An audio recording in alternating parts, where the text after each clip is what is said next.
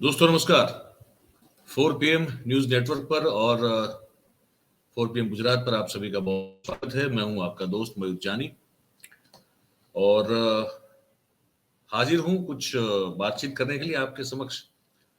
दो तीन चीजें हो रही है, आज आप सब जानते हैं। राहुल गांधी जो है वो आखिर सुप्रीम कोर्ट में गए हैं।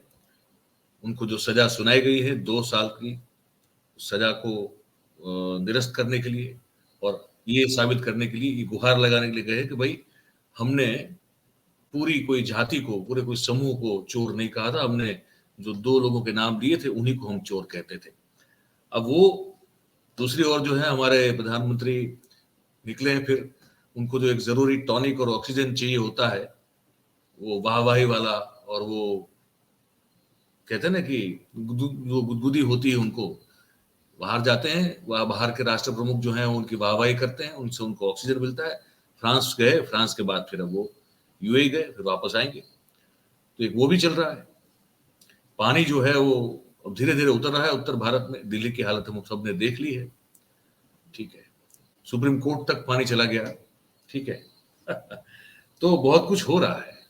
पहले राहुल गांधी की बात कर लीजिए। उसको ये मामला जो है वो धीरे धीरे बड़ा एक रोचक होता जा रहा है। राहुल गांधी ने अब कहा कि भैया उनकी तरफ से जो है लीगल जो अप्रोच किया गया सुप्रीम कोर्ट को कि हमें जो है ये जो हम हाईकोर्ट ने भी, गुजरात हाईकोर्ट ने भी जिस सजा को बरकरार रखा है वो उसको चैलेंज कर रहे हैं। बेसिक दलील यही है जो सूरत की कोर्ट में थी या गुजरात हाईकोर्ट में भी जो दलील हुई वो भी वही थी। अभिषेक मनु सिंघवी साहब ने बहुत सारे वो प्रमाण उसमें जो है रेफरेंसेस के तौर पर दिए, लेकिन हाईकोर्ट, हमारी गुजरात हाईकोर्ट ने कहा कि नहीं, ये तो नहीं चलेगा। आपने पूरे एक मोदी समाज को चोर कह दिया है। अब वो जाएंगे अब सुप्रीम कोर्ट में। सुप्रीम कोर्ट में अभी सुनवाई की कोई तारीख घोषित नहीं हुई है, ये मैं आपको बता देता हूँ।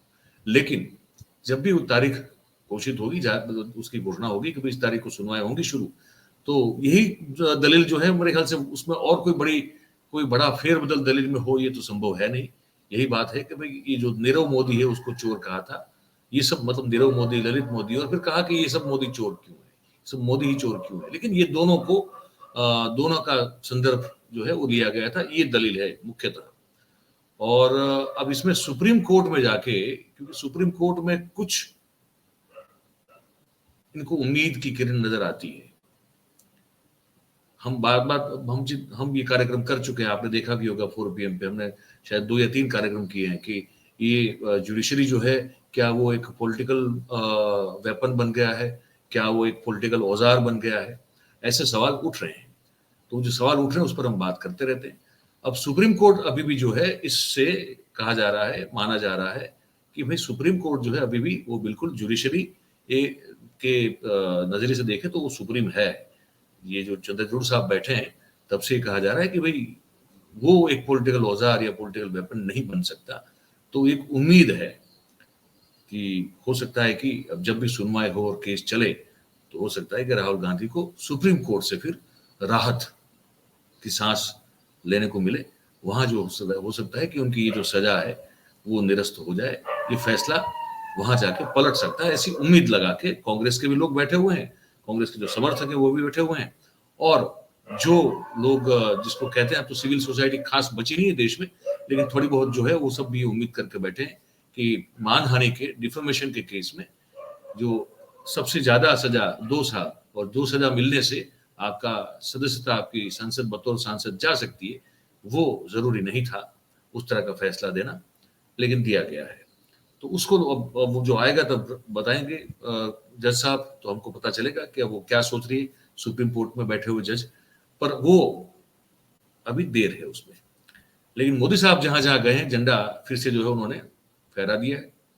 फ्रांस में उन्होंने जो है वो सर्वोच्च उनका जो खिताब होता है वो उनको दिया गया, ठीक है। यूएई गए तो बुर्ज खलीफा पे उनका चेहरा चमका दिया गया, तिरंगा भी लहरा, ये भी बड़ी अच्छी बात है। पर मोदी साहब का चेहरा जो है वो चमका दिया गया। ये सब चीजें है ना, ये हमारे प्रधानमंत्री जी के लिए एक, जिसको कहते हैं ना, ये ऑक्सीजन है। ये कोई अगर उनकी वाहवाही हो जाए उससे बड़ी बात फिर उनके लिए हो नहीं सकती है। हम लोग सांस लेते हैं तो हम लोग जी पाते हैं। हमारे जो मोदी साहब हैं उनको उनका नाम जो है वो बस कोई अच्छे से ले ले और बड़ा आदमी हो तो बहुत अच्छी बात है, और उनकी उनके बखान करे, उनकी वाहवाही हो जाए, है ना, थोड़ा गुदगुदा ले, बड़ा अच्छा लगता है उनको। तो वो सब किया है। एक कार्यक्रम हम लोग फिर करने वाले हैं, आई मी और माई सेल्फ नाम का। वो मैं आपको जो है कि शायद आप आज दिन में देख पाएंगे, लेकिन ये बात है कि वो पूरा मामला चल रहा है दिल्ली में। अब जाके जो है वो एक पानी का स्तर कम हो रहा है, ऐसा ऐसी बात जो है आप सामने आ रही है। तो ये एक अच्छी बात है कि दिल्ली में पानी का स्तर भयजनक जो था, जो लेवल था, उससे अब जो है कम हो रहा है। लेकिन एक चीज आपको बता दें, ये एक और डेवलपमेंट है इस खबर में। हमने आज कोई हमने दो तीन मुद्दों को लेकर आपसे बात करना चाहा, कोई एक मुद्दे पर हम विशेष रूप से नहीं बात कर रहे हैं, लेकिन एक अच्छी जानकारी आपके लिए है। अब इसको आप कैसे लेते हैं आप समझिएगा।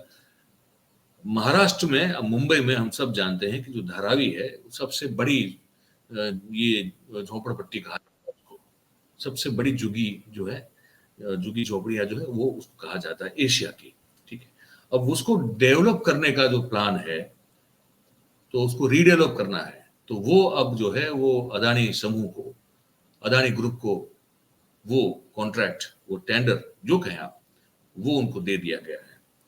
तो अब वो अदानी ग्रुप जो है वो मुंबई में धारावी की ये जो झोपड़पट्टी है उसको अब रीडेवलप करेगी, और महाराष्ट्र सरकार ने ये रीडेवलपमेंट प्रोजेक्ट जो है उसको मंजूरी दे दी है। ठीक है। अब वो भीड़ में तो कुछ और लोग भी थे, लेकिन गया है प्रोजेक्ट अदानी ग्रुप को। तो ये प्रोजेक्ट के जो सीईओ हैं SVR श्रीनिवास, उन्होंने इस बात की पुष्टि की है कि महाराष्ट्र की सरकार ने ये प्रोजेक्ट जो है अब अदानी ग्रुप को देने की दरखास्त जारी कर दी, घोषित कर दी है। 29 नवंबर को अदानी ग्रुप की ये जो Adani properties slum redevelopment project नाम की जो कंपनी है, उसने ये बीड जो है उसको जीता था। उसके बाद अलॉट अप किया गया है, और कंपनी ने इसके लिए 5,069 करोड़ रुपए की बीड की थी। ठीक है। और एक अलग अलग अलग फेजेस में जो है उसको रीडेवलप किया जाएगा। तो जो वहां लोग अभी रह रहे हैं उनको पहले शिविरों में भेजा जाएगा, फिर वहां पे नए मकान बनाए जाएंगे, और 1 जनवरी 2000 की साल से पहले से जो वहां रहते थे उनको जो है मकान मुफ्त दिया जाएगा, ये कह रहे हैं। कह रहे हैं कि ये टोटल प्रोजेक्ट जो है वो 23,000 करोड़ का है, और 1 जनवरी 2000 से पहले जो धारावी में रहते थे उनको पक्का मकान दिया जाएगा, वो भी मुफ्त दिया जाएगा। जबकि 2000 की साल से लेकर 2011 के साल के बीच में जो लोग आके वहां पे बसे हैं उन सबको कीमत चुकानी पड़ेगी। ठीक है। 8 कंपनियां हैं जिसने इस प्रोजेक्ट में इंटरेस्ट शो किया था, अदानी ग्रुप के अलावा, जिसने मैंने कहा ना। तो जो बोली लगाई थी इस प्रोजेक्ट को लेकर, उसमें एक तो DLF ग्रुप था जिसने 2025 करोड़ की बीड की थी, फिर एक नमन ग्रुप था, उसकी बीड कैंसिल कर दी गई, और फिर 8 वैश्विक कंपनियां थी जिसने इस टेंडर में रुचि दिखाई थी, लेकिन 3 ही कंपनियों ने फिर प्रोजेक्ट के लिए अपनी बिडिंग की थी। बिडिंग दस्तावेज जो डॉक्यूमेंट होते हैं वो सबमिट किए थे। धारावी झोपड़पट्टी जो है मैं आपको बता दूं 240 हेक्टर के क्षेत्रफल में वो फैली हुई है। ठीक है। और करीबन करीबन 10 लाख से भी थोड़े ज्यादा लोग वहां पे रहते हैं। महाराष्ट्र सरकार ने इस पूरे एरिया को अनडेवलप्ड घोषित किया हुआ है, और उसके लिए स्पेशल प्लानिंग अथॉरिटी की रचना की हुई है। ठीक है। तो ये प्रोजेक्ट सबसे पहले इसको लेकर जो है प्रस्ताव रखा गया था 1999 में, जबकि भारतीय जनता पार्टी और शिवसेना की सरकार थी। और उसके बाद 2003-4 में महाराष्ट्र सरकार ने धारावी को एक इंटीग्रेटेड प्लान्ड टाउनशिप की तरह रीडेवलप करने का निर्णय किया। उसके बाद ये इसको मंजूरी दी गई, टेंडर जो है मंगवाए गए, वो निकाले गए, और 2011 में फिर सरकार ने सभी टेंडरों को रद्द कर दिया, सबको जो है कैंसिल किया, और एक मास्टर प्लान तैयार किया। और उसके बाद महाराष्ट्र की ये जो अभी शिंदे सरकार है उसने अक्टूबर 2022 में नए सिरे से फिर से टेंडर जारी किए, और उसमें जो उद्धव ठाकरे की सरकार ने 2019 में इस प्रोजेक्ट की बीड जो वो जो प्रक्रिया की थी उसको कैंसिल कर दिया गया। ठीक है। तो ये सब चीजें, अब मैं छोटा सा इतिहास बता दूं कि 1882 में अंग्रेजों के द्वारा यहाँ पे लोगों को बसाया गया था और मजदूर को सस्ता रहने के लिए ठिकाना मिल जाए, इस उद्देश्य इस जगह पर लोगों को बसाया गया था। फिर धीरे धीरे आके अलग अलग देश के कोने कोने से लोग वहां पे आके बसने लगे और झोपड़पट्टी जो है वो बढ़ती गई।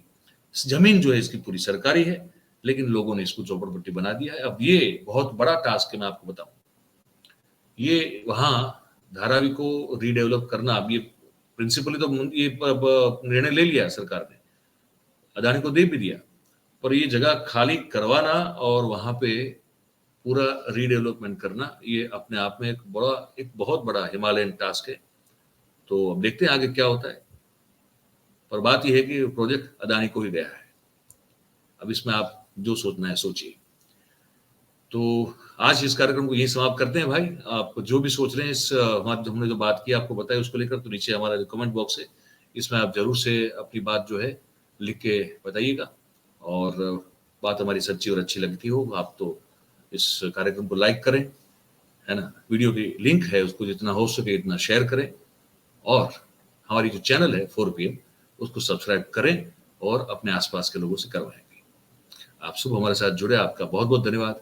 Thank you very much. नमस्कार।